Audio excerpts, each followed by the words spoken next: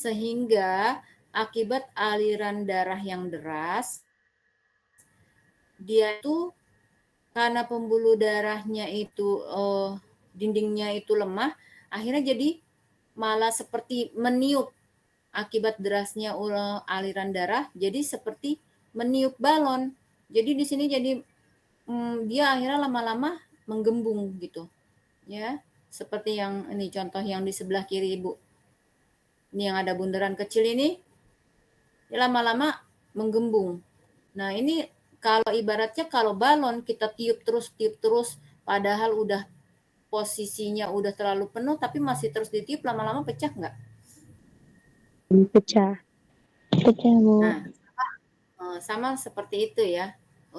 Mekanisme kerjanya sama seperti balon. Jadi ini juga gitu, pembuluh darah dia udah lemah, dialiri darah terus, kan kita nggak mungkin juga menghentikan jangan ngalir malah tetap aja dia malah jadi stroke juga, tetap mengalir lama-lama dia menggembung seperti balon, akhirnya juga pecah seperti itu ya.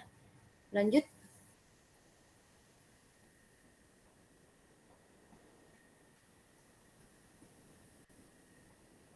Ibu, di tempat Sarah lagi azan. Oh iya, boleh. Jadi siapa nih yang belum azan nih? Di tempat Ibu belum azan. Zahra dulu aja, Bu. Zahra deh, baca dulu Zahra. Ya. Zahra. Ada dua jenis stroke hemoragik, yaitu perdarahan intracerebral dan pendarahan subarachnoid,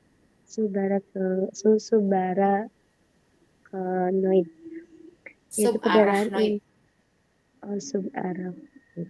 Perdarahan intracerebral Subarachnoid. jenis stroke hemoragik ini terjadi ketika pembuluh darah di dalam otak pecah sehingga darah mengalir ke jaringan otak dan merusak sel otak. Kedua itu pendarahan subarachnoid adalah pendarahan pembuluh darah arteri yang berada dekat permukaan otak pecah sehingga darah mengalir ke rongga subarachnoid, yaitu ruang antara permukaan otak dan tulang tengkorak.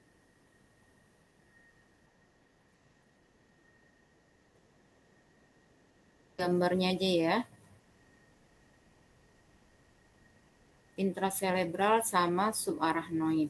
Kalau intracerebral berarti di dalam, kalau subarachnoid berarti ini di lapisan ya, di lapisan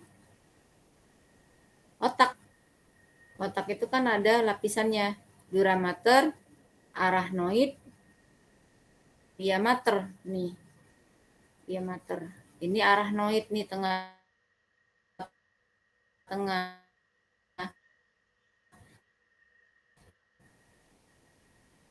Kalau subarachnoid berarti Ibu, di antara di bawahnya banget. arachnoid ini di sebelah sini, berarti di pia mater di sini perdarahan ya. Kecil banget.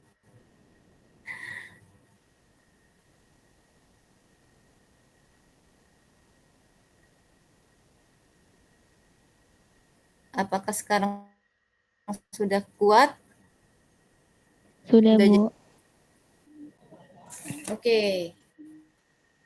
Jadi ini kelihatan di gambar ya. Tadi Iya, Bu. darahnya di mana?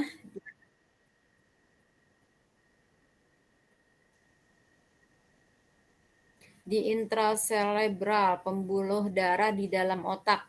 Udah jelas ya, kalau di intracerebral berarti di dalam otaknya yang pecah. Kalau satu lagi adalah lapisan dari otak. Jadi sebelum sampai ke otak itu, ini tulang kepala, di bawah tulang kepala itu ada lapisan kepala yang pertama namanya dura mater, yang kedua namanya arachnoid, yang ketiga namanya pia mater. Nah, yang kena adalah di sini, yang banyak pembuluh darahnya nih. Lanjut.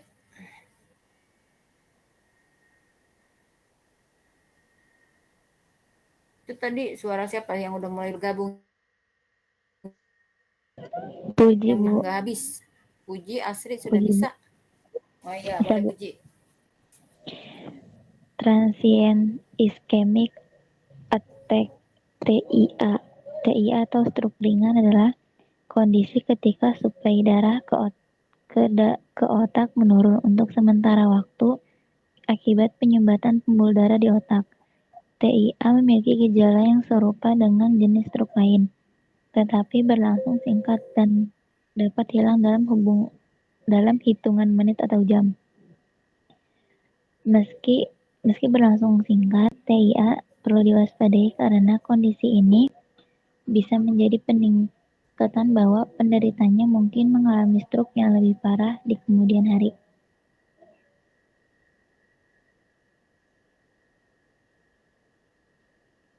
Oke.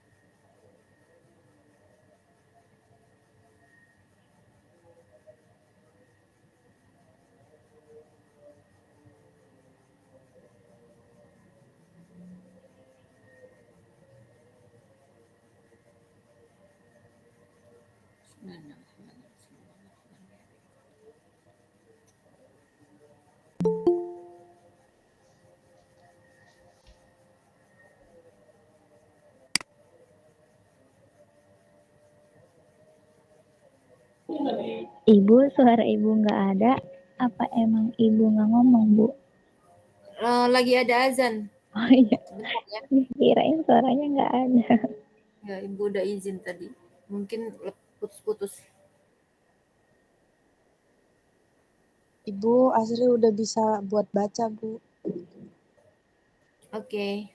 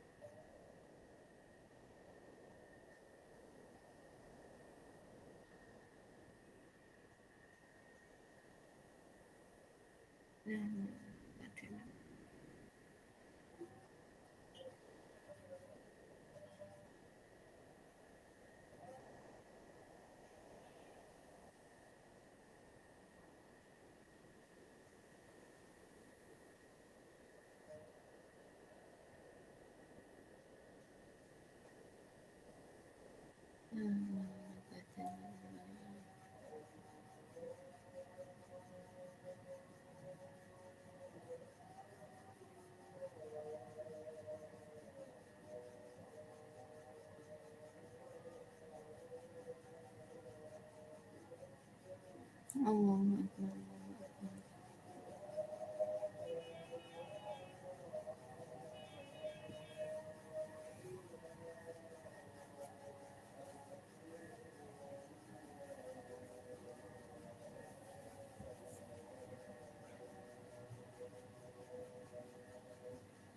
La ilaha illallah Muhammadur Rasulullah sallallahu alaihi wasallam.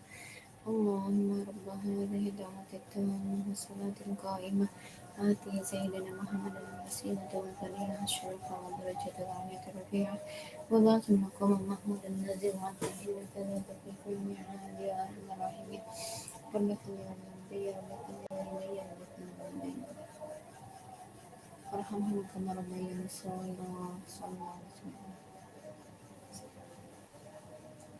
Oke, kita lanjut ya. Sudah bisa dengar? Atau suara Ibu putus-putus lagi? Sudah, Bu. Oke. Jadi yang ketiga tadi stroke iskemik, stroke hemorrhagic. Yang ketiga adalah TIA, transient ischemic attack. Jadi stroke yang berlangsung ringan, berlangsung cepat. Kok bisa begitu? Iya, karena apa? Misalnya dia karena ada sumbatan pembuluh darah yang berupa lemak, ya tadi apa, trombotik ya, berupa lemak atau protein. Nah, karena sumbatannya cuma sedikit, jadi dia hanya hitungan beberapa menit aja. Kalau beberapa jam biasanya ada juga organ yang rusak sedikit, misalnya bibirnya jadi miring. Tapi kalau hitungan beberapa menit itu nggak ada kelihatan yang nggak ada kecacatan pasca dari TIA ini, ya.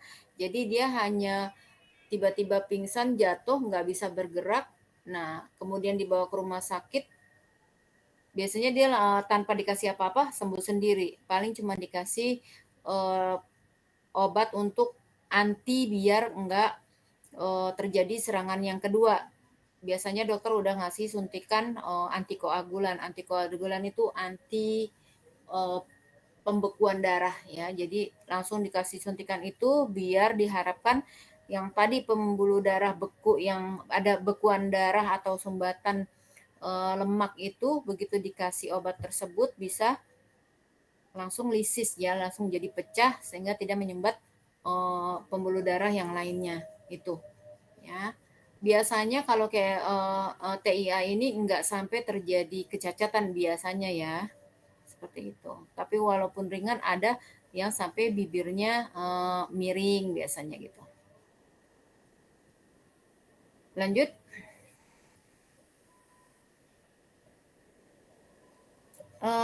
Asri. Iya, Bu. Ya, Faktor Asri. resiko stroke dapat dialami oleh siapa aja, tetapi terdapat beberapa faktor yang dapat membuat seseorang lebih beresiko mengalami stroke.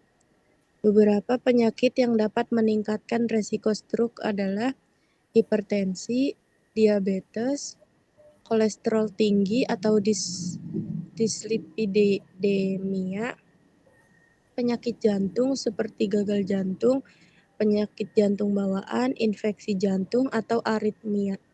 Kelainan darah yang meningkatkan resiko tersumbatnya pembuluh darah, seperti anemia sel sabit.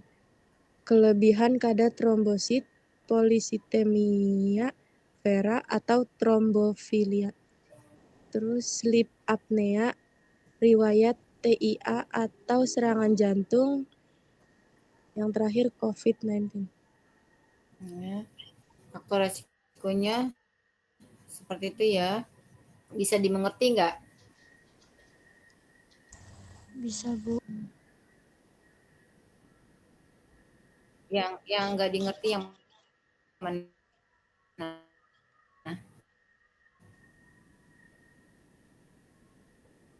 Ibu, berarti kalau misalkan punya penyakit, Vera itu tubuh itu berarti kalau misalkan punya penyakit apa? yang tadi disebutin tuh bisa ini, Bu.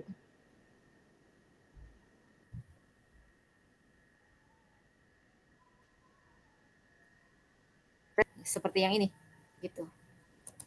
Ya, Bu. Ini istilah yang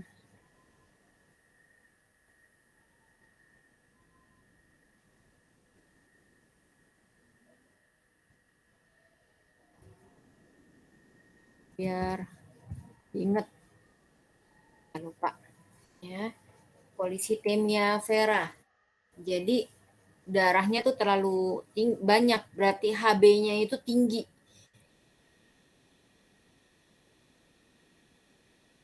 Kalau orang HB-nya tinggi itu biasanya juga nggak. Nah, ini resiko-resikonya ya. Kita lanjut. siapa? Berarti Zahra ya? Zahra lagi beli obat, Bu. Oh iya, Sarah. Kenapa Zahra? Gak kuat kali ya? Capek? Dia lagi beli obat dulu katanya, Bu.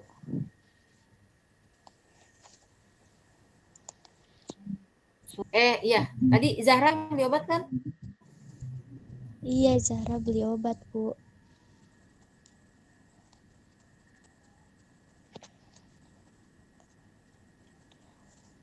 Selain itu, ada beberapa perilaku atau kondisi Siapa yang beli obat? tertentu. Zahra beli obat, jadi Sarah yang baca, Bu. Oh iya udah. Berarti Iya, Bu. lanjut puji dulu deh. Sarah deh, Sarah. Iya, Bu.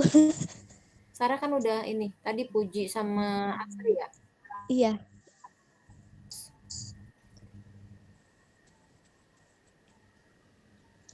Selain itu, ada beberapa perilaku atau kondisi tertentu yang juga bisa meningkatkan risiko terkena stroke, antara lain merokok, menderita obesitas, menggunakan obat-obatan terlarang, tidak aktif secara fisik atau jarang berolahraga, kecanduan alkohol.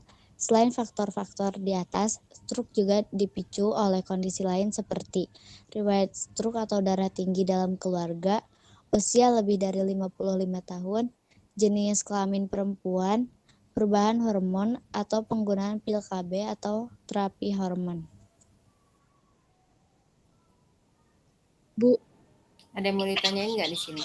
Yang bikin berarti kalian bingung. merokok tuh menyebabkan banyak penyakit ya, Bu?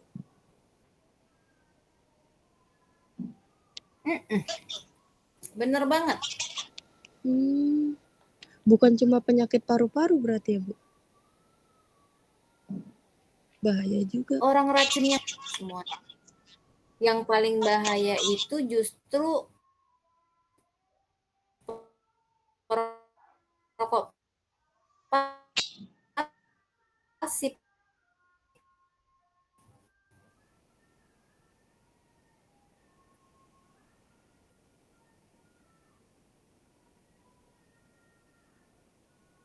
Karena nggak ada filternya seperti Ibu maaf, Gitu. suaranya putus-putus.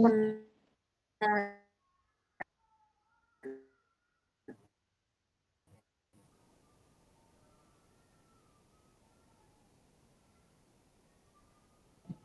Ibu maaf, suaranya putus-putus. kasih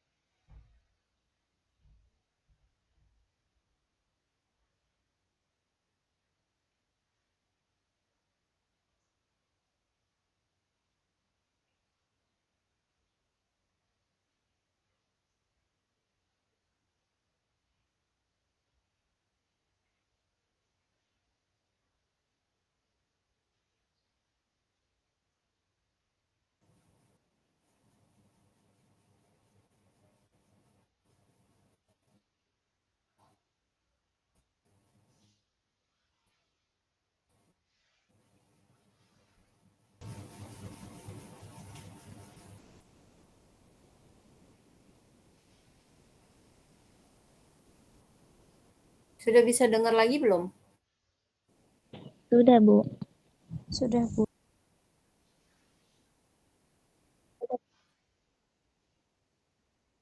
Kemarin on and off ini wifi-nya juga.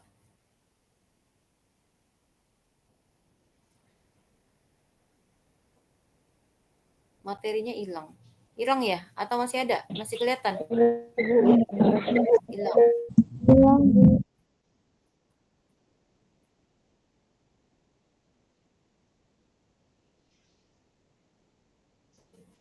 Sekarang udah kelihatan? Suaranya udah Sudah, jelas? Bu.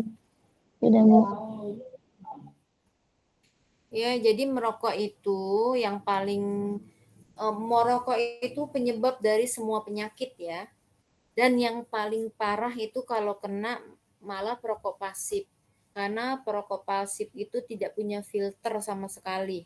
Asap rokok langsung masuk istilahnya bulat-bulat ke dalam saluran pernapasan. Tapi kalau perokoknya sendiri dia malah lebih tidak terlalu banyak nikotinnya yang masuk. Karena apa? Karena dia pakai filter. Beda rokoknya itu nggak pakai filter, dia tetap akan masuk secara nikotinnya yang bikin rusak semua organ itu nikotin dari rokok. Ya, makanya rokok adalah penyebab dari segala macam penyakit. Gitu. Di sini ada yang mau ditanya lagi? Ibu, Ibu, Ya. Sarah mau tanya. Mm-mm. Ini kan di sini tuh disebutin kan selain faktor-faktor yang itu tuh ada di sini tuh disebutin jenis kelamin perempuan. Mm-mm. Kebanyakan Kenapa yang jadi stroke itu kelamin? perempuan.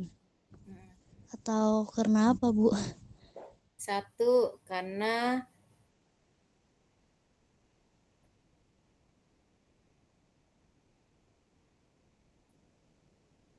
perempuan yang pakai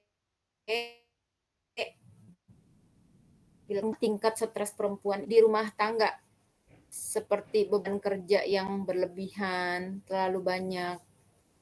Nah, setiap hari ngomelin anak, entar ngomelin suami, entar stres ngelihat rumah berantakan. Itu kalau perempuan yang rata-rata ya, yang misalnya dia nggak punya asisten rumah tangga, yang perekonomiannya sedang-sedang aja, kadang tercukupi, kadang enggak, kayak gitu ya.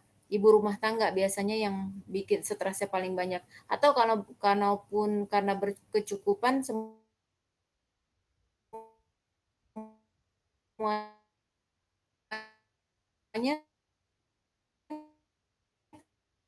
tetapi Ibu, maaf karena suaranya hilang, Bu.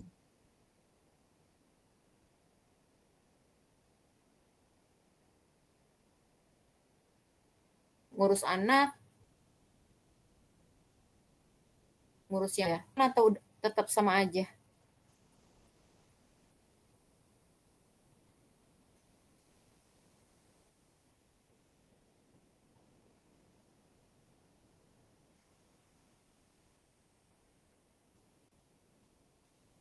Masih belum kelihatan ya?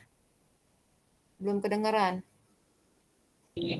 Iya, Bu, tadi putus-putus.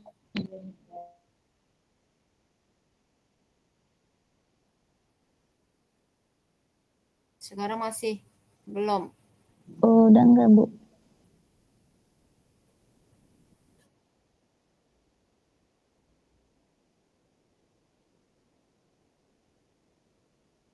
Udah enggak ya. Jadi kenapa kelamin perempuan kalah perempuan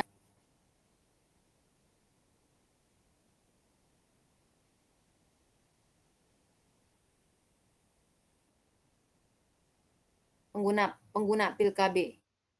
Ya, Sarah, bisa dengar Ibu? Bisa, Bu.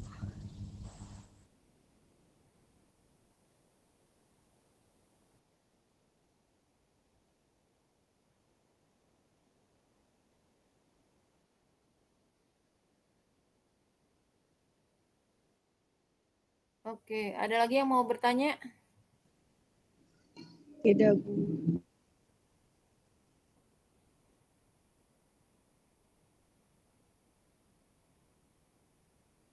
Kalau enggak, next. Sarah. Iya, Bu. Iya, Bu. Iya, Iya, Bu. atau Asri. Puji. Manifestasi klinis. Gejala stroke bisa bervariasi dan muncul secara tiba-tiba atau bertahap.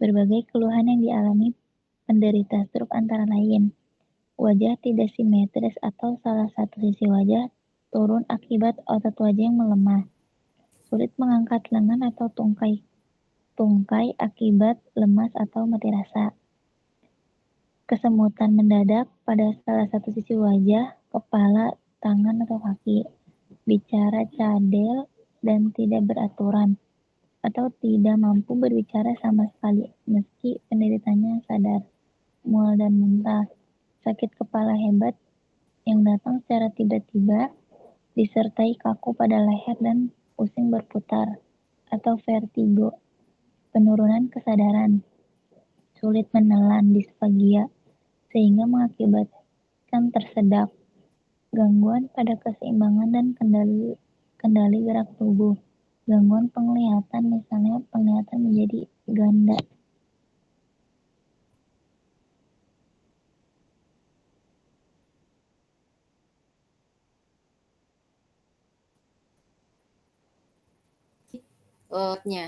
Ya, itulah dia yang bikin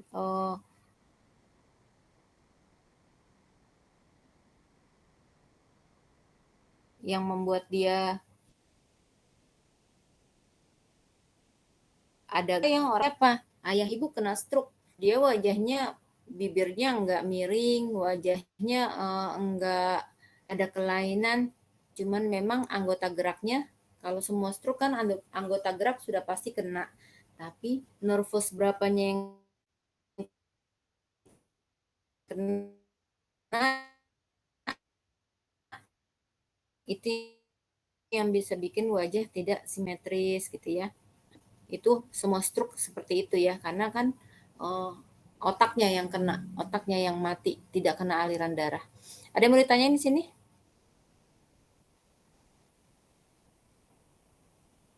Enggak. Kalau nggak ada, Asri. Ya.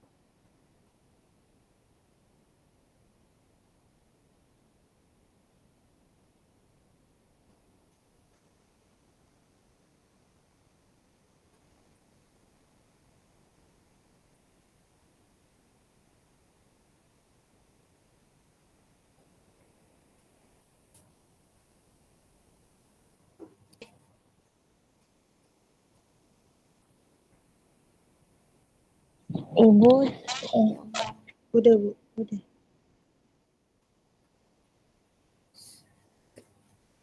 Suaranya masih putus lagi ya?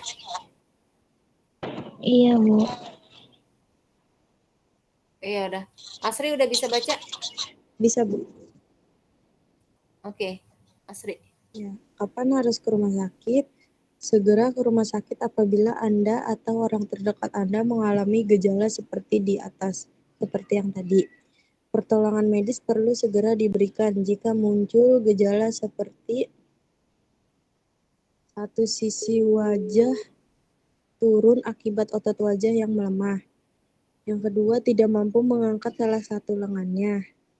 Yang ketiga, sulit menirukan ucapan atau bicara kacau. Pemeriksaan dan penanganan juga perlu dilakukan, meski gejala stroke hanya terjadi dalam waktu singkat. Nah, ini Ibu harus kasih tahu ya. Harus ke rumah sakit yang benar-benar bagus.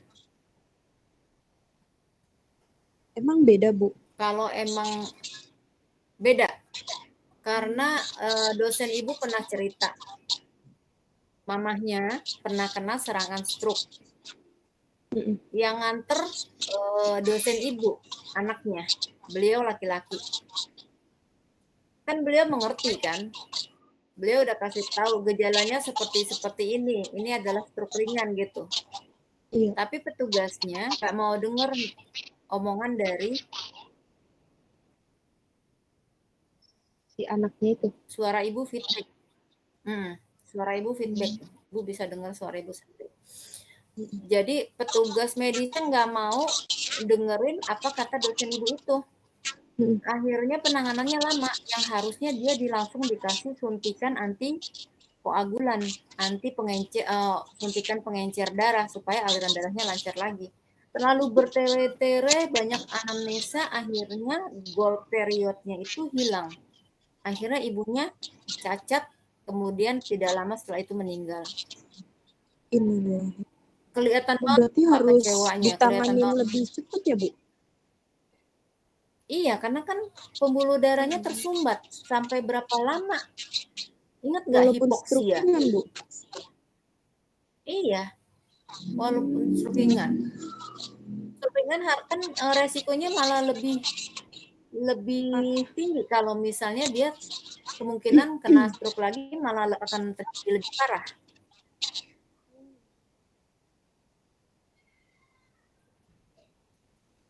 Gitu. Jadi dia bisa tersumbat lagi. Jadi harus cepat-cepat ditanganin. Begitu. Ya. Apalagi kita petugas medis harus tahu banget ciri-cirinya tuh. Kalau stroke karena perdarahan, dia itu nggak akan sadar.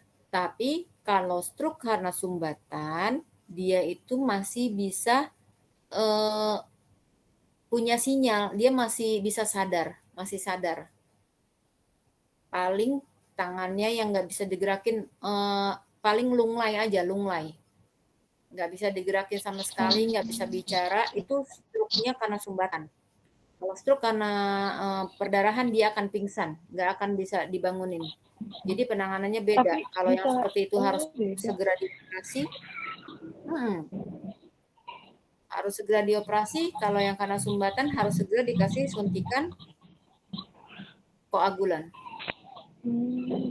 Antikoagulan gitu ya. Jadi harus benar-benar kita bayangin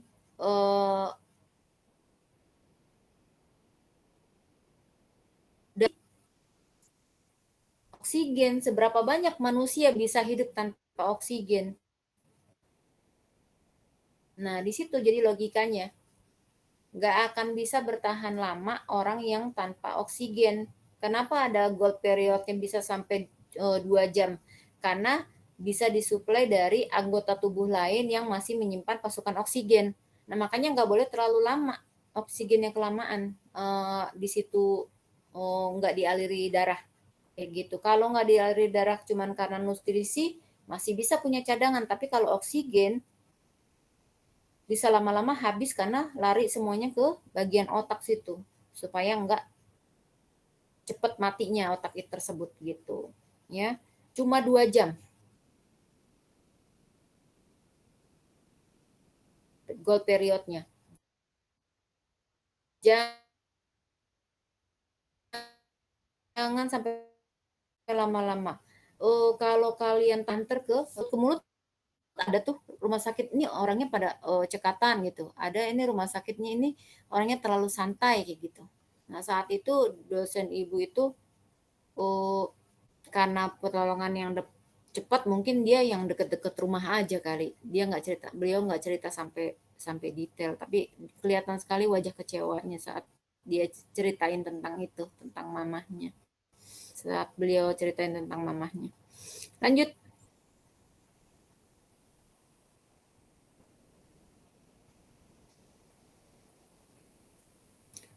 Siapa? Oh, Sarah. Apa? Sarah Puji. Sarah, Bu. Oke. Diagnosis. Untuk mendiagnosis stroke, lakukan anamnesa dengan anggota keluarga pasien mengenai awal munculnya gejala, riwayat kesehatan pasien dan keluarga, serta obat-obatan yang sedang dikonsumsi. Setelah itu, lakukan pemeriksaan fisik secara menyeluruh. Periksa tekanan darah, detak jantung, dan bunyi abnormal di pembuluh darah leher dengan menggunakan stetoskop. periksa beberapa hal seperti kemampuan koordinasi dan keseimbangan tubuh, tingkat kewaspadaan, kelemahan atau mati rasa pada wajah, lengan, dan tungkai, gangguan berbicara atau penglihatan. Nah, pentingnya anamnesa dan pemeriksaan fisik. Ya, makanya pemeriksaan fisik head to toe itu kayak gitu. Tangan diangkat, dia lunglai apa enggak. Kalau tangannya diangkat terus dilepas dia bisa nahan enggak sampai jatuh, berarti masih bagus koordinasinya.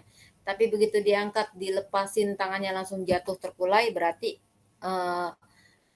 anggota geraknya kena. Terus tingkat kewaspadaan. Bapak ini kira-kira ada di mana? Kalau dia oh ini di rumah sakit, oh berarti tingkat kewaspadaannya masih tinggi. Terus ada mati rasa apa enggak?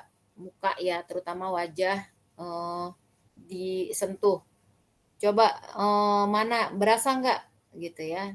Kalau enggak berasa berarti otot kena, otot mukanya kena. Terus coba ucapin 1, 2, 3 atau enggak saat diajak bicara dia mampu menjawab, mampu berkomunikasi, itu berarti enggak terlalu berat biasanya. Tapi kalau enggak bisa berarti sudah ini bermasalah. Nah, kalau rumah sakit yang bagus, dia langsung setelah dianamnesa sudah kelihatan macam-macam, langsung dilakukan pemeriksaan penunjang yang lainnya, pemeriksaan darah, CT scan otak, terus rekam jantung, itu semuanya langsung dikerjain. Rumah sakit PON ya, yang saat itu ayah ibu bawa ke sana, itu lumayan cepat. Cuman karena kena stroke-nya di daerah Aceh, di sana penanganannya lama, gold period-nya hilang, ya udah ayah ibu itu udah setengah badannya itu udah susah digerakin. Cuman karena di sini diterapi, alhamdulillah bisa jalan lagi walaupun tidak sebagus dulu ya. Paling enggak kan daripada beliau tidur aja di kasur, ya, beliau masih bisa jalan walaupun tertatih-tatih gitu. Alhamdulillah. Ada yang mau tanyain? Ibu mau nanya, Mm. kan asam urat kan kaku juga ya Bu ya. Kalau misalkan ngebedain asam urat sama stroke gimana Bu? Kan sama-sama kaku. Atuh Neng, kalau asam urat itu biasanya bangun tidur itu sakit, kaki ditapakin. Enggak Bu, kan ada tetangga, jadi tuh kan dia lagi apa sih meres pakaian gitu Bu. Nanti tiba-tiba jarinya tuh nggak bisa digerakin, itu kenapa Bu? Itu stroke ringan apa asam urat apa gimana sih Bu? Itu asam urat. Kan tadi tanda-tandanya stroke apa? Ayo, gejalanya stroke apa? Kalau dia masih bisa nyuci itu bukan stroke. Tapi Tapi kalau pas kenapa? meres pas meres pakaian tuh kayak kaku gitu Bu, langsung kaku terus setengah Usianya jam. berapa? Usia berapa? Berapa sih? 28 kalau nggak salah. 28. Dia olahraga enggak? Kurang tahu. Beda ya. Olahraga itu adalah gerakan yang dilatih untuk melemaskan otot-otot gerak, sendi-sendi gerak. Tapi kalau bekerja itu adalah suatu rutinitas yang gerakannya monoton itu-itu aja. Jadi beda.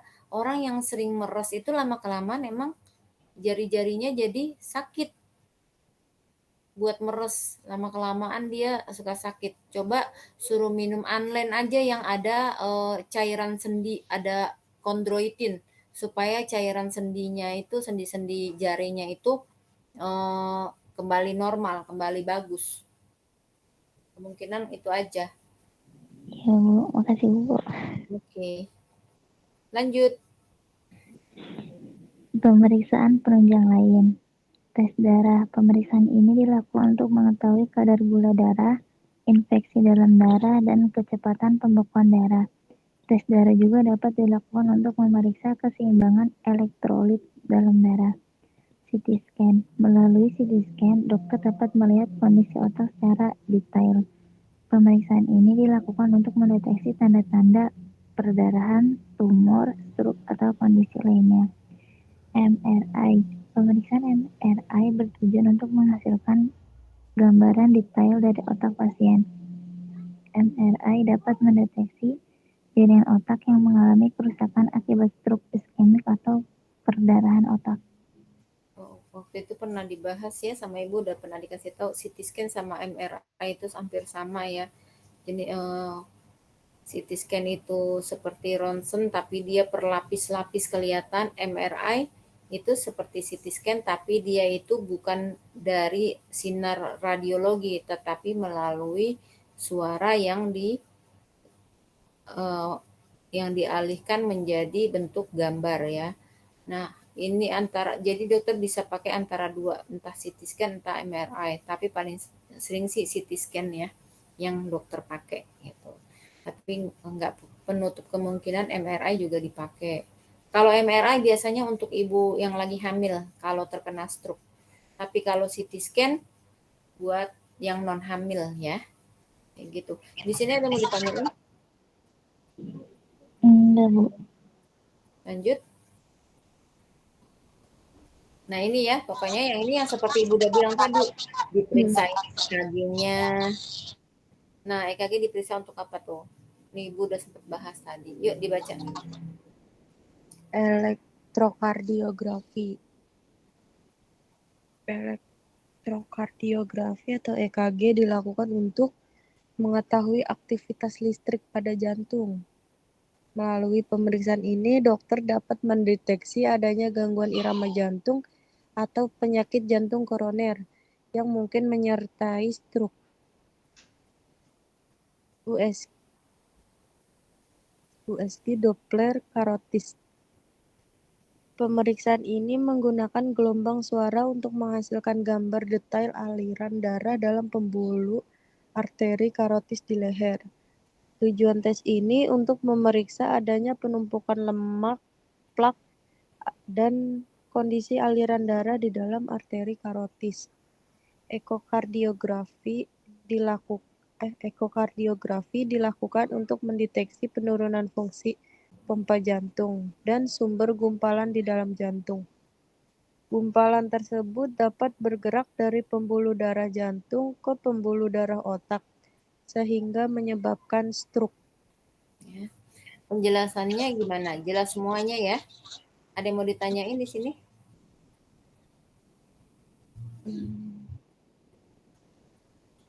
Jelas ya? Lanjut.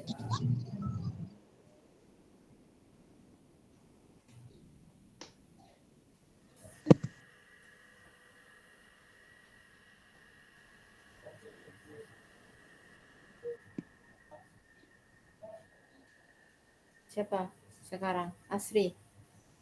Tadi Asri ya? Iya, Bu. Sarah berarti. Sarah, Bu. Sebelumnya Puji ya. Penata laksanaan. 1. Pengobatan stroke iskemik. Penanganan stroke iskemik bertujuan untuk mengembalikan kondisi aliran darah ke otak agar normal kembali.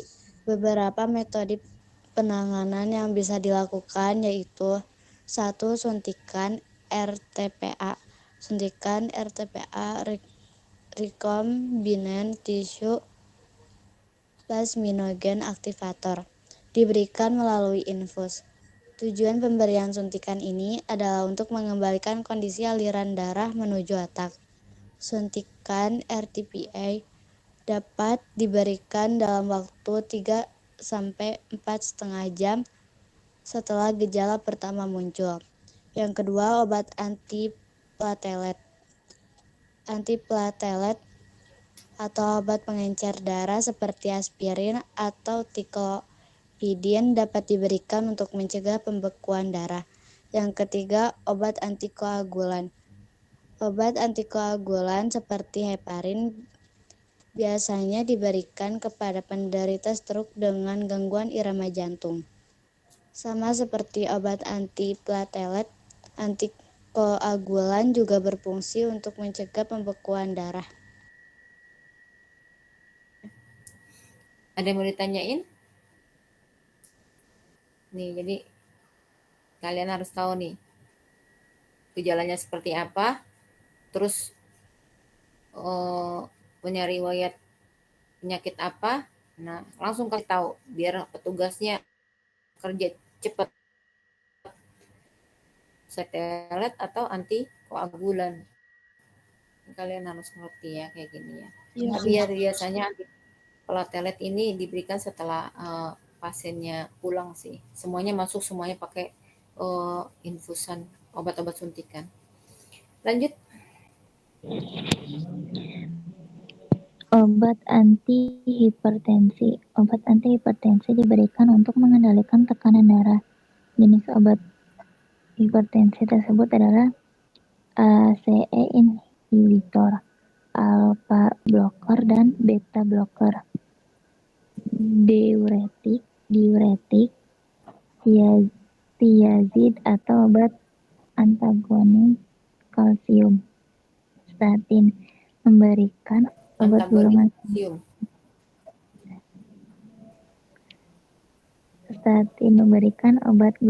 statin seperti atorvastatin untuk menurunkan kadar kolesterol yang tinggi. Operasi endarterektomi karotis. Operasi endarterektomi karotis diperlukan untuk mencegah stroke iskemik berulang. Melalui prosedur ini, tumpukan lemak yang menghambat arteri karotis di leher pasien akan dibuang. Perlu diketahui, operasi ini tidak dianjurkan untuk pasien yang memiliki riwayat penyakit jantung. Angioplasti. Selain endarterektomi karotis, arteri karotis juga dapat dilebarkan dengan teknik angioplasti. Angioplasti dilakukan dengan cara memasukkan kateter melalui pembuluh darah di pangkal paha untuk selanjutnya diarahkan ke arteri karotis. Oke, ada yang mau ditanyain di sini?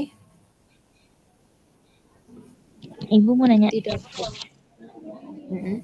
Ini memasukkan kateter melalui pembuluh darah di pangkal paha. Itu gimana, Bu? Kateter yang buat ngeluarin urin, Bu? Kateter urin, kateter pembuluh darah yang sesuatu yang dimasukkan ke dalam rongga itu namanya kateter. Kateter lambung, NGT, nasogastric tube, bisa. Kateter urin, selang yang dimasukkan ke dalam urin. Kateter jantung, selang yang dimasukkan ke dalam jantung. Ya, itu melalui prosedur operasi. Ada tahapannya. Nanti kita akan belajar itu tentang persiapan pasien angioplasti, persiapan pasien untuk CT scan, seperti itu. Ya. Kapan nih kalian yang bisa presentasi? Asri, Ibu pengen banget deh Asri presentasi. Kapan waktu Asri bisa untuk presentasi? Ayo, Ibu pengen kasih Asri tugas. Ibu kangen sama Asri. Ya Allah, Ibu.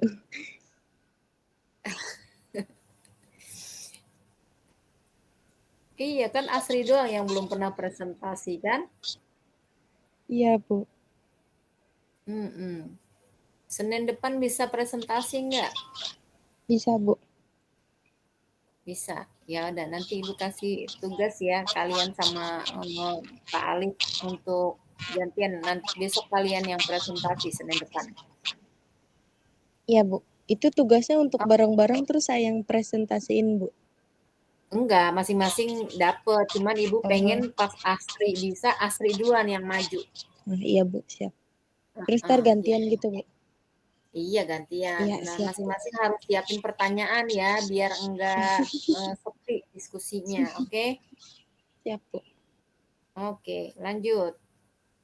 Next siapa?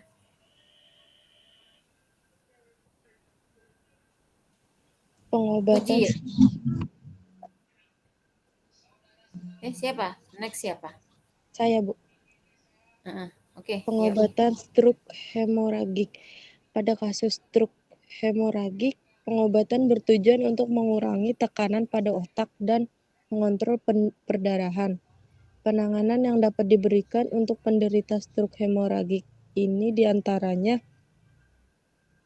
Obat-obatan. Pasien dapat diberikan obat untuk mengurangi tekanan di otak, menurunkan tekanan darah, dan mencegah kejang. Jika pasien mengonsumsi obat pengencer darah, akan diberikan transfusi, faktor pembekuan atau obat-obatan untuk melawan efek obat pengencer darah tersebut. Yang kedua, operasi. Selain dengan obat, stroke hemoragik juga bisa ditangani dengan operasi. Operasi dilakukan untuk mengurangi tekanan dalam otak dan memperbaiki pembuluh darah yang pecah, jika memungkinkan. Jelas ya? Ada yang mau ditanyain?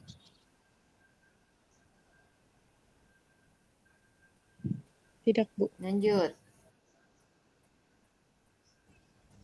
Pengobatan TIA. Pengobatan TIA bertujuan untuk mencegah stroke dengan mengendalikan faktor risiko yang memicu timbulnya stroke. Tergantung pada penyebabnya, dokter dapat memberikan obat untuk mencegah penggumpalan darah atau melakukan prosedur angioplasti. Ya. Jadi masih ingat ya angioplasti, kateter pembuluh darah ya. Kateternya panjang ini, masukin ke pembuluh darah untuk ngalirin darah atau memecahkan plak yang ada di sekitar situ. Ya. Ada yang ditanyain di sini? Jadi tetap lagi-lagi ya, tergantung penyebabnya. Makanya kita harus tahu gejala ya. Terus juga kita harus tahu juga dia punya riwayat penyakit apa aja, karena penanganannya harus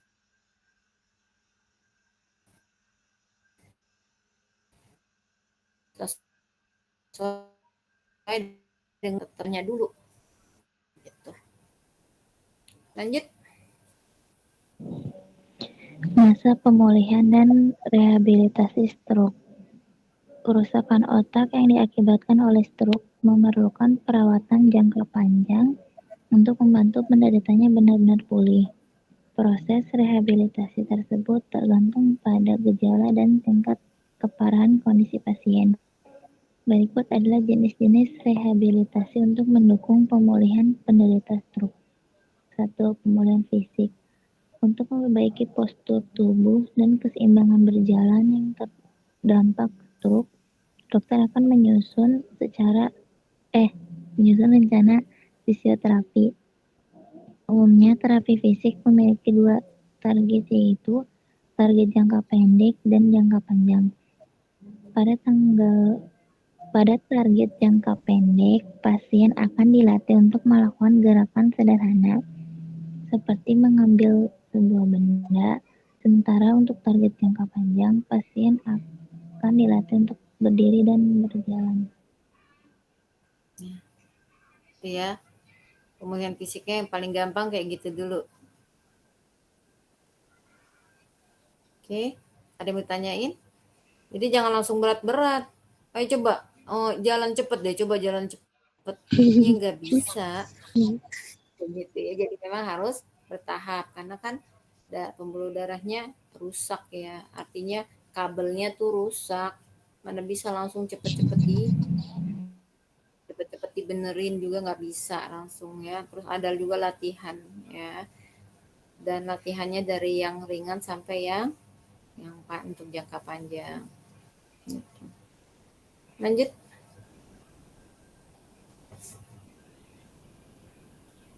Yang kedua, Asri. pemulihan fungsi kognitif. Stroke juga dapat mengganggu fungsi kognitif penderitanya. Kerusakan otak akibat stroke juga meningkatkan risiko terjadinya demensia vaskular. Demensia vaskular bisa terjadi langsung atau beberapa waktu setelah serangan stroke. Fungsi kognitif penderita stroke umumnya bisa kembali seiring waktu, meski tidak seperti semula. Untuk membantu proses tersebut, pasien akan diajarkan teknik pemulihan fungsi kognitif, seperti terapi wicara dan bahasa. 3. Pemulihan psikologis. Setelah terserang stroke, seseorang mungkin akan mengalami gangguan psikologis, seperti depresi atau gangguan kecemasan. Gangguan psikologis ini ditandai dengan rasa marah, cemas, bingung, dan frustasi. Sebagai langkah rehabilitasi, dokter akan menyarankan pasien untuk menjalani konseling atau terapi perilaku kognitif (CBT). CBT ya, Bu. Ya, Terapi pasca stroke ini memerlukan dukungan dari orang-orang terdekat, termasuk keluarga dan teman-teman pasien. 4. Pemulihan kemampuan berkomunikasi. Gangguan pada kemampuan berbicara, memahami, membaca, dan menulis adalah masalah yang banyak dihadapi pada penderita stroke ini. Gangguan kemampuan bicara ini disebabkan oleh kerusakan di bagian otak yang mengatur kemampuan bicara atau disebut afasia. Untuk memulihkan kemampuan berkomunikasi, pasien akan direkomendasikan untuk menjalani terapi bicara. ya. Pemulihan fungsi kognitif. Biasanya daya pikirnya memang sudah menurun ya. Nggak bisa lagi dia mikir yang berat-berat. Terus untuk pemulihan psikologis, nah ini depresi berat banget nih, bikin depresi berat. Kenapa bisa begitu? Karena yang tadinya mereka aktif, bisa kemana-mana, akhirnya harus berdiam diri di rumah, paling jauh jalan di depan rumah, gitu. Paling jauh lagi cuman di jalanan ngelihat orang lalu lalang gitu. Itu yang bikin mereka tuh kadang-kadang menjadi stres berat. Supaya nggak gitu gimana caranya? Setelin TV, acara-acara yang ringan, ajak bicara, ajak Ajak ngobrol. ngobrol. Terus apa lagi? Nah, waktu ayah ibu terkena orang dengan gangguan psikologis pada pasien stroke, gangguan psikologis ini yang paling lama. Kenapa begitu? Karena aktivitas mereka jadi terganggu. Saat itu ibu bikin ayah ibu jadi mulai agak reda emosinya, nggak gampang meluap-meluap. Awal-awal marah-marah terus, semua dimarah-marahin. Anaknya, istrinya, semua dimarah sama beliau. Setelin ceramah, kira-kira yang dia suka apa? Nah, kebetulan ayah ibu itu seneng banget cerita tentang Nabi Muhammad. Ada ustazah yang seneng banget kalau ceramah itu pasti ada Nabi Muhammad di situ di dalam ceramahnya. Ibu setelin terus setiap hari. Lama-kelamaan reda, malah dia sampai nagih. Ini mana? Kok belum ada lagi ceramah ustazah itu gitu. Nungguin ya, Bu. Jadi beliau iya malah jadi nanyain, malah jadi seneng dan malah jadi nggak kepingin pergi ke jalanan lagi, keluar jalan. Biasanya kan iseng aku di rumah, aku mau lihat keluar jalanan biar aku nggak stres gitu. Tapi setelah beliau sukanya ini, ibu setelin terus. Dan kebetulan namanya Ustazah Halimah Alaidrus. Kebetulan cerita tentang Nabi Muhammad. Beliau kadang-kadang sampai nangis karena ayah ibu tuh doyan membaca, gemar banget membaca. Sejak stroke beliau nggak bisa lagi baca, berbuku-buku, berjilid-jilid buku beliau baca. Dan beliau senang banget sama Nabi Muhammad. Semua buku yang jilidnya tebel-tebel dia baca. Jadi sejarah Nabi Muhammad itu benar-benar udah di luar kepala. Jadi begitu ustazah nyeritain yang detailnya, beliau sampai nangis-nangis, sampai jadi ngebayangin sejarahnya gitu. Jadi buka memori lagi, jadi kepandaiannya lama-kelamaan balik sendiri. Memang butuh waktu, tapi ya itu kita harus ngelihat beliau sukanya apa gitu. Kita sajiin yang mereka suka, yang penderita suka gitu. Tapi memang jarang orang yang suka baca itu jarang ya dicari. Pinter-pinternya orang rumah nih. Kalau psikologisnya udah membaik, biasanya komunikasi juga udah mulai lancar. Tapi ada orang yang sampai akhir hayatnya nggak bisa bicara atau bicaranya cadel, itu ada juga ya. Tergantung seberapa cepat penanganannya. Balik lagi, goal periodnya itu hilang apa enggak. Kalau hilang biasanya keterlambatannya lama pulih atau nggak bisa pulih sama sekali. Kalau cepet kemungkinan balik ke semula itu atau gejalanya cuman cacatnya ringan itu bisa kayak gitu ya, bisa pulih kembali atau hanya ringan saja gejalanya. Lanjut.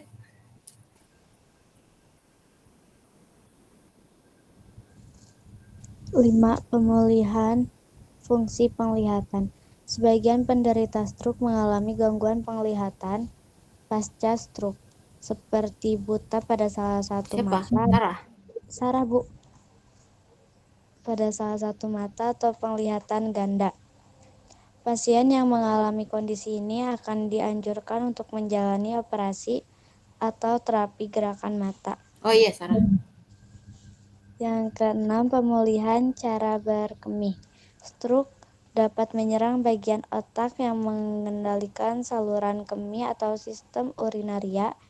Hal ini menyebabkan orang yang pernah terserang stroke dapat mengalami inkontinensia urin. Jika mengalami kondisi tersebut, sebaiknya segera konsultasikan dengan dokter agar dapat perawatan yang tepat. Ya, iya. Ada yang mau ditanyain?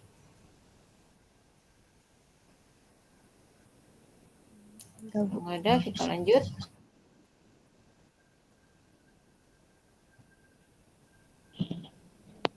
Selain Puji. menjalani, iya Bu. Selain menjalani rehabilitasi, berikut ini adalah hal-hal yang perlu diperhatikan pasien ketika menjalani pemulihan dari stroke. 1. Berhubungan intim. Berhubungan intim tidak membuat seseorang yang telah pulih berisiko terkena stroke kembali, meskipun beberapa bagian tubuh mengalami kelumpuhan. Penderita masih bisa mencoba berbagai posisi dan menemukan cara yang nyaman untuk berhubungan intim dengan pasangan. Namun, perlu diingat bahwa beberapa obat stroke dapat menurunkan libido. Oleh sebab itu, sebaiknya pasien berkonsultasi terlebih dahulu kepada dokter jika mengalami keluhan menurunnya libido atau bahkan disfungsi ereksi setelah stroke. Yang kedua, mengemudi. Setelah terserang stroke, seseorang biasanya tidak dianjurkan untuk mengemudi. Cepat atau lambatnya mereka boleh mengemudi kembali tergantung pada tingkat kerusakan jangka panjang yang dialami. Jika pasien memiliki rencana untuk berkendara, sebaiknya konsultasikan terlebih dahulu ke dokter. Berdasarkan kondisi kesehatan pasien, dokter akan memutuskan apakah mereka boleh mengemudi kembali atau tidak. Ada yang mau ditanyain nggak ini?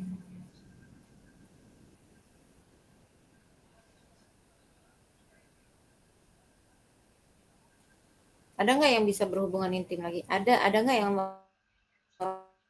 Oh, pernah nggak Ibu nemuin? Pernah. Dokter anak di rumah sakit Ibu kerja, beliau masih muda, cuman karena memang beliau itu orang Padang, sering makannya yang santan-santan. Ya, duanya itu suami istri orang Padang, makannya yang santan-santan. Beliau kena stroke ringan, kena TIA. Ya, karena dokter, terus koleganya juga banyak, penanganannya cepat, dia masih tetap seperti biasa. Nggak ada yang balik lagi ya, goal periodnya itu harus bisa kita capai itu. Berapa lama? 2 jam ya, karena tadi ada obat yang masih bisa ditempuh dengan waktu 3 sampai 4,5 jam ya. 3 atau sampai 3,5 jam ya. 2 sampai seperti itu ya. Lanjut.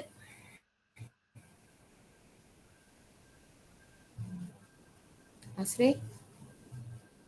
Belum ganti, Bu. Masih di yang tadi.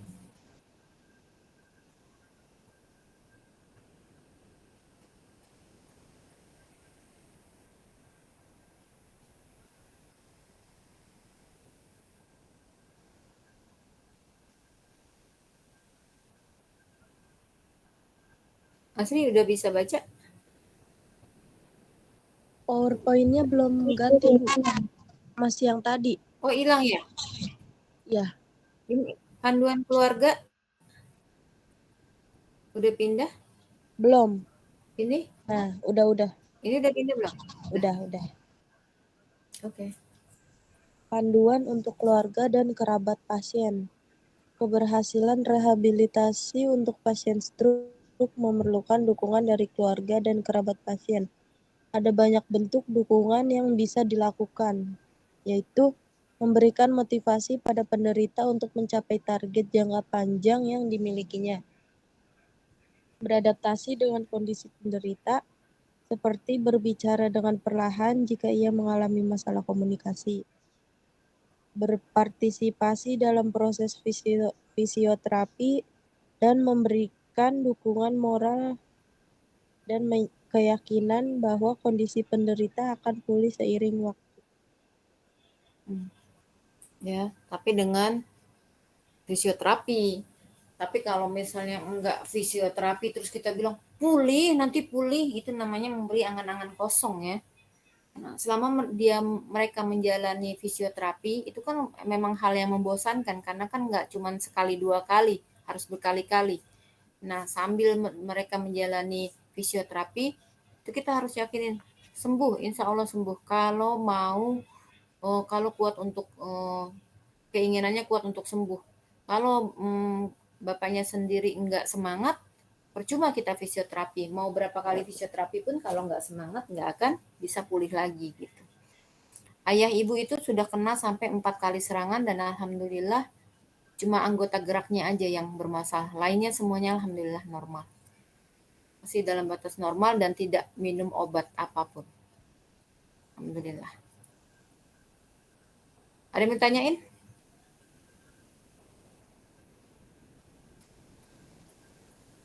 Enggak, Bu. Lanjut.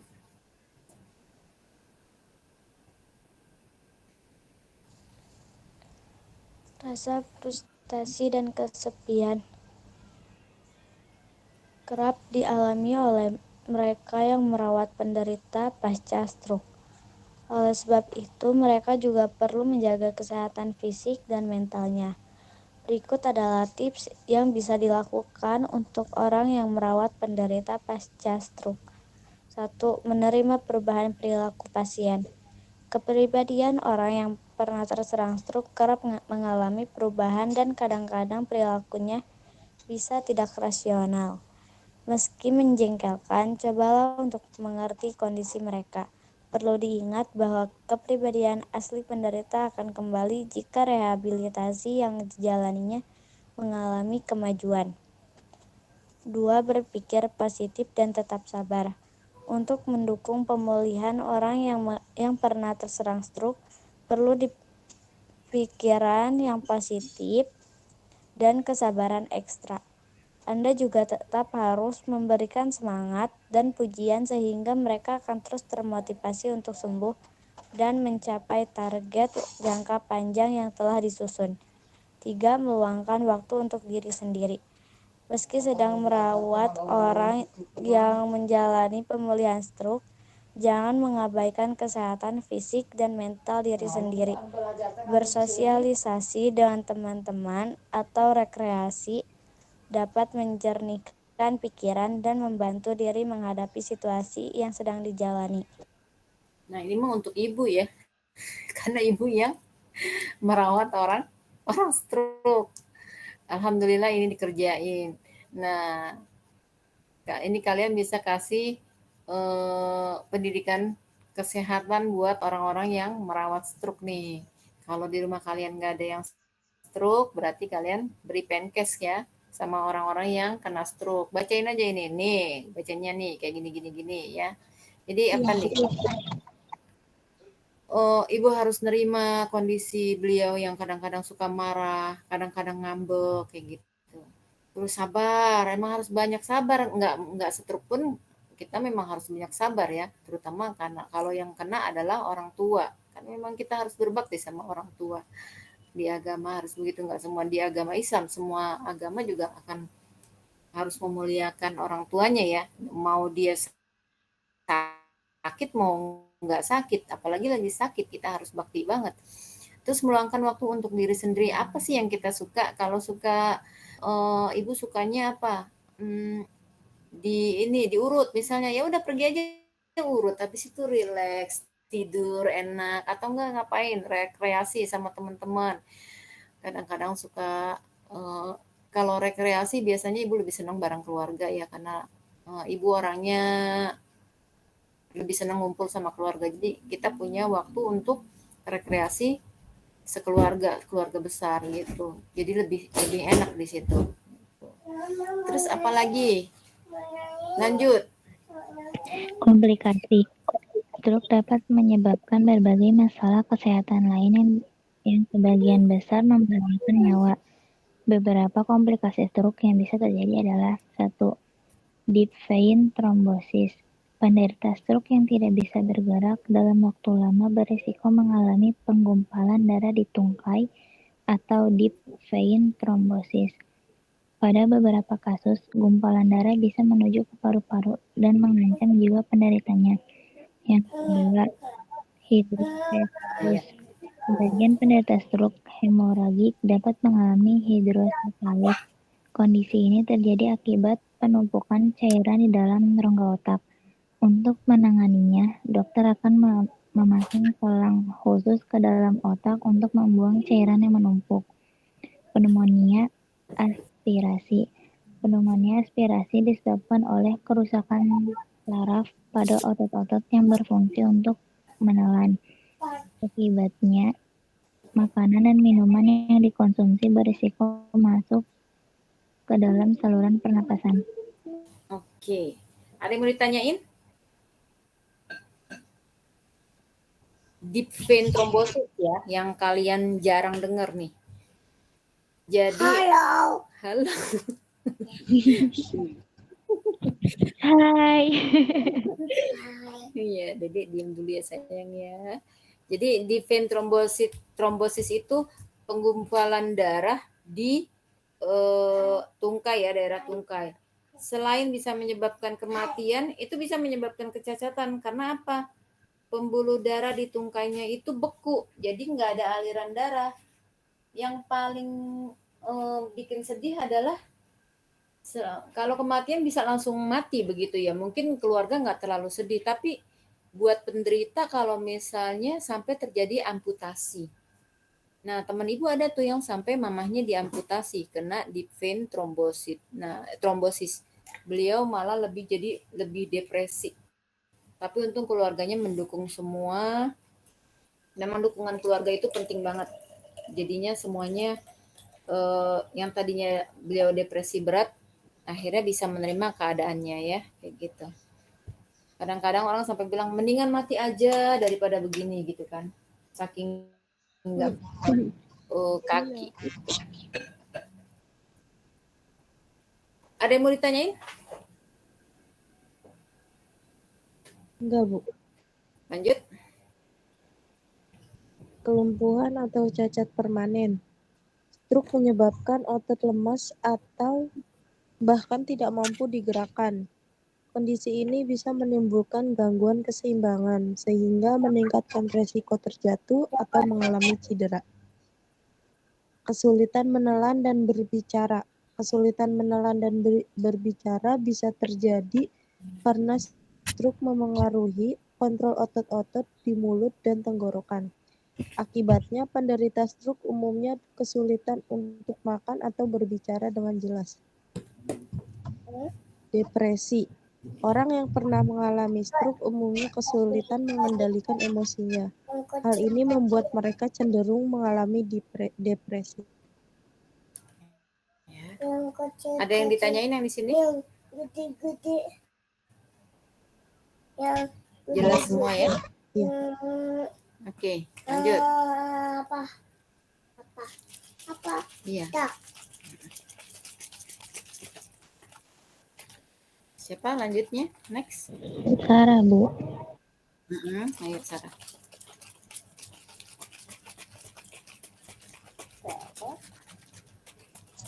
Belum ganti ya ininya? Udah ganti belum? Pada anggota tubuh yang terkena stroke. Anggota tubuh yang terkena stroke bisa terasa nyeri atau bahkan mati rasa. Sebagai contoh, mati rasa yang terjadi di lengan kiri dapat membuat penderitanya mengalami sensasi kesemutan di bagian tersebut. Perubahan perilaku. Stroke menyebabkan penderitanya mengalami perubahan perilaku, seperti menarik diri dari kehidupan sosial. Seseorang yang pernah mengalami stroke juga mungkin memerlukan bantuan dalam mengerjakan aktivitas sehari-hari. Misalnya, untuk berganti pakaian. Selain komplikasi yang telah disebutkan di atas, stroke juga bisa menyebabkan komplikasi yang fatal berupa koma hingga kematian. Ada yang mau ditanyain?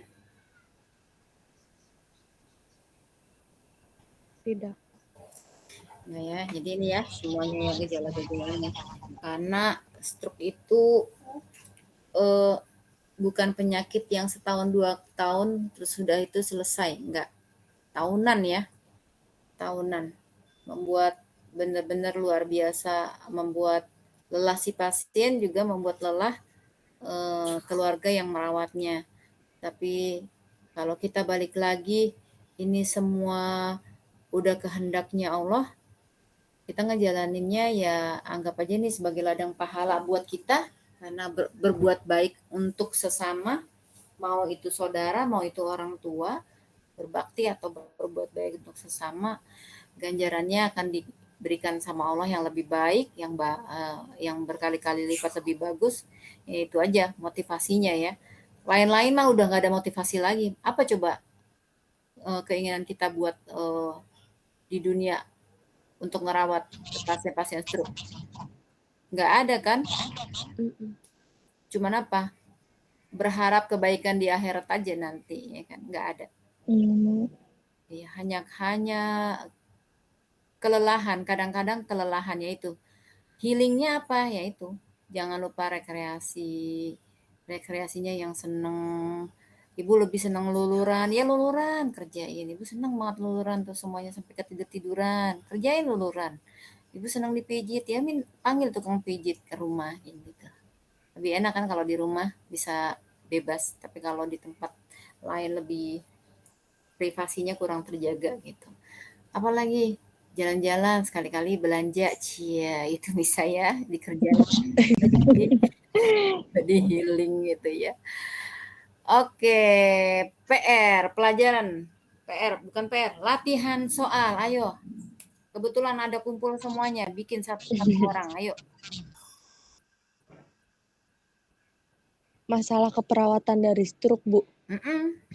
Sebutin.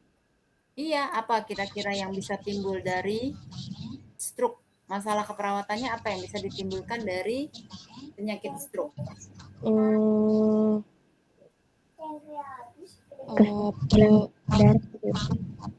Kenapa? Gangguan aktivitas Kesadaran. Gangguan kesadaran, iya. Perubahan perfusi jaringan otak bisa, Bu? Bisa. Pintar. Sama apa ya? Itu udah bukan perubahan. Apa, Bu? Sudah gangguan. Oh, iya. Soalnya kan udah ada kerusakan kan? Berarti dia gangguan perfusi jaringan otak. Pintar. Apalagi?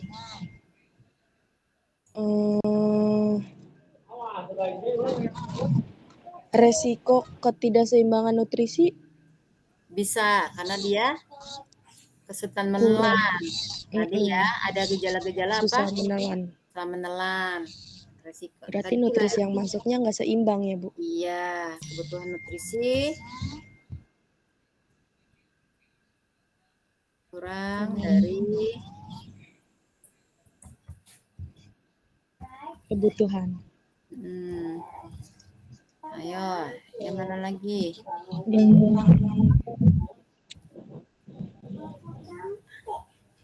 Gangguan komunikasi, Bu? Nah, apa lagi? Banyak kalau stroke. Orang pusatnya yang rusak. Iya, di otaknya. Iya, jadi semua masalah bisa. Semuanya masuk. Ayo, Ibu pengen Gangguan mobilitas fisik. Gangguan? Gangguan mobilitas fisik. Ya, bentar. Mobilisasi. Mobilisasi fisik.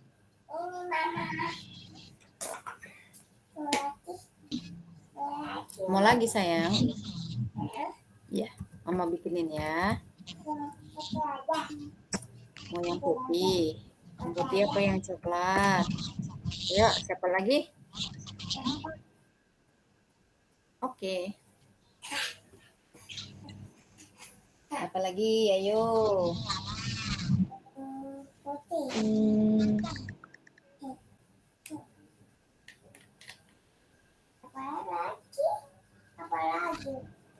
Lagi bukan dede saya.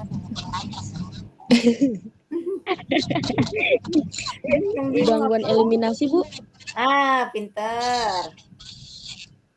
Iya, udah pasti banyak yang beser atau juga apa? Beser kan rata-rata. Gangguan eliminasi apa? Berkemih ya.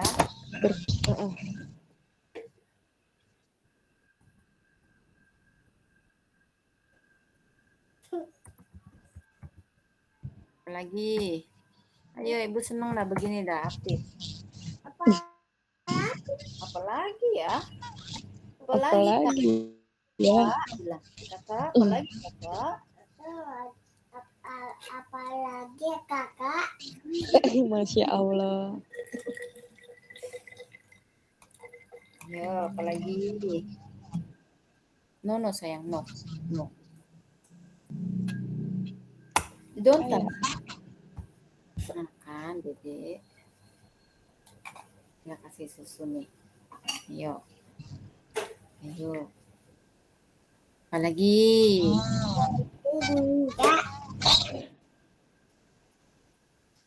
Gangguan sosialisasi.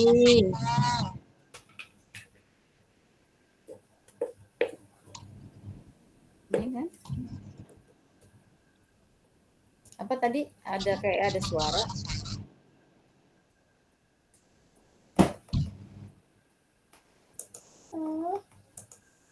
Nah, gitu aja cukup. Iya, Bu. Gangguan sosialisasi tambahin ya. Kan dia jadi tidak bisa bersosialisasi. Terganggu. Yang tadinya mejeng terus misalnya, jadi nggak bisa mejeng. Mama. Iya sayang. Oke, sosialisasi. Pinter dah semuanya. Alhamdulillah. Amin, Masya Allah. Terima kasih. Ada yang mau ditanya lagi nggak?